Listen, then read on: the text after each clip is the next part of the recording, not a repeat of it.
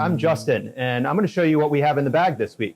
So I'm going to start off with our red box, which is our baby greens. We have actually a new lettuce variety that we're working with. This is a spritzer lettuce, which has a really cool green and red mottled tone to it. Nice kind of soft lettuce there. Also a couple different kinds of kale. We have a Toscano kale, which is a nice kind of earthy, savory kale. One of my favorites, the red kale here, really beautiful red leaves. And then something to add a little kind of nuttiness and a slight spiciness to the baby mix. We have a micro arugula, big fan favorite here. Delicious. So moving on to the yellow box, which is our microgreens box.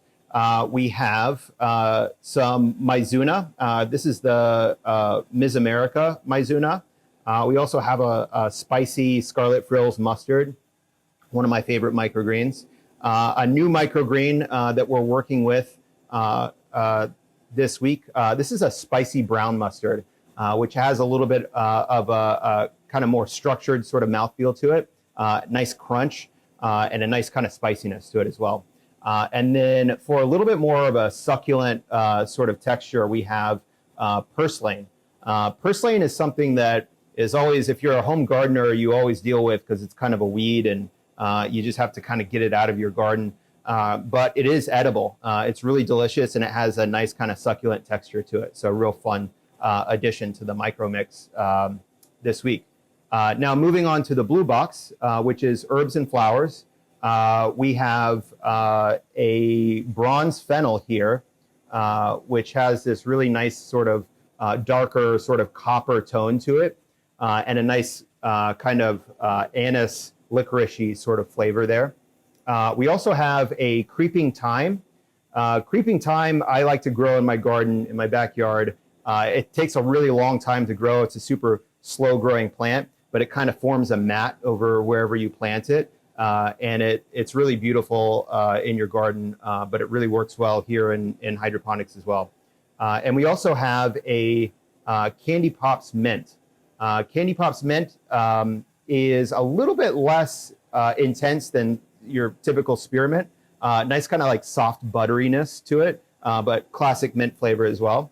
And then we have some really beautiful flowers. Our cinnamon basil is flowering right now. So we have some really beautiful aromatic cinnamon basil flowers, some blue spice flowers, which are great for garnishing cocktails, drinks, smoothies, that sort of thing.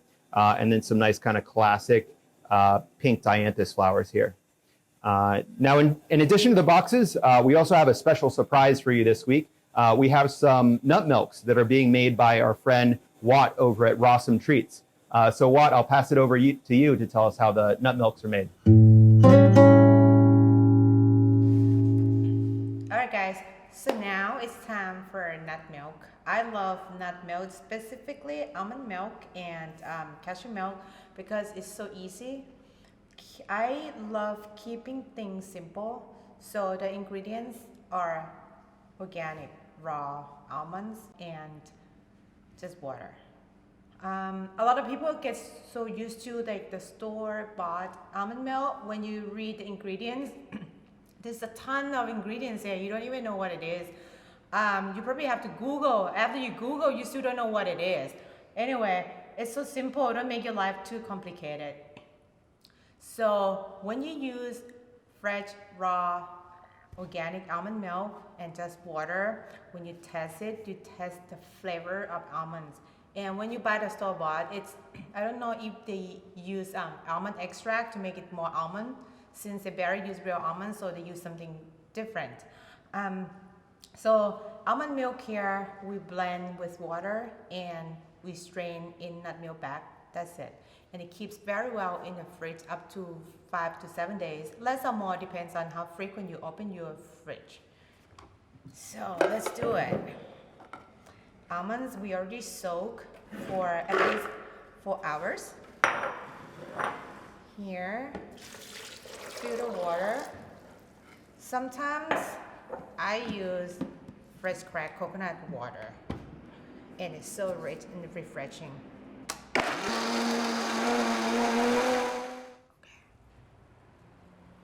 All right, now I'm going to strain almond milk in the nut milk bag.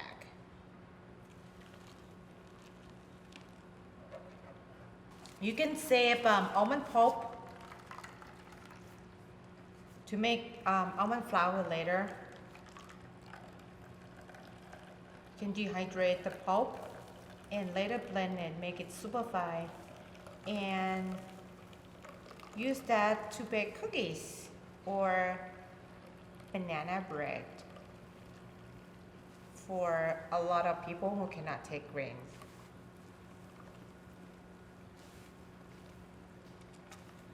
What you can do at home though with almond milk, if you like to add more flavor, you can add a little bit of sea salt, a little bit of maple syrup, or add date.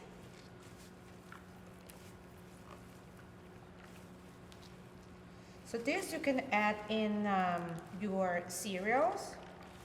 I like to make matcha latte with almond milk, or in the afternoon you can do iced matcha latte, or you can do iced coffee.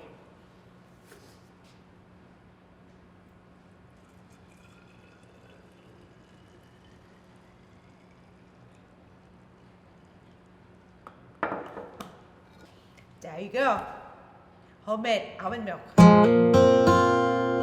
Alright guys, next one is cashew milk. Super easy, you don't even have to strain. 2 ingredients as always, soak cashews and filter water. In general though, you can add more water, less, your own preference. If you like almond milk or cashew milk or any milk thicker, add less water, thinner, more water. Super easy.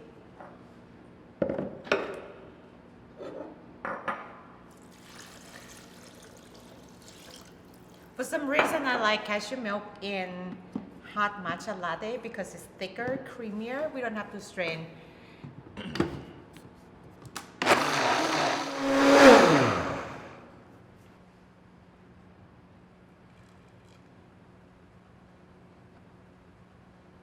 Cashew milk, guys.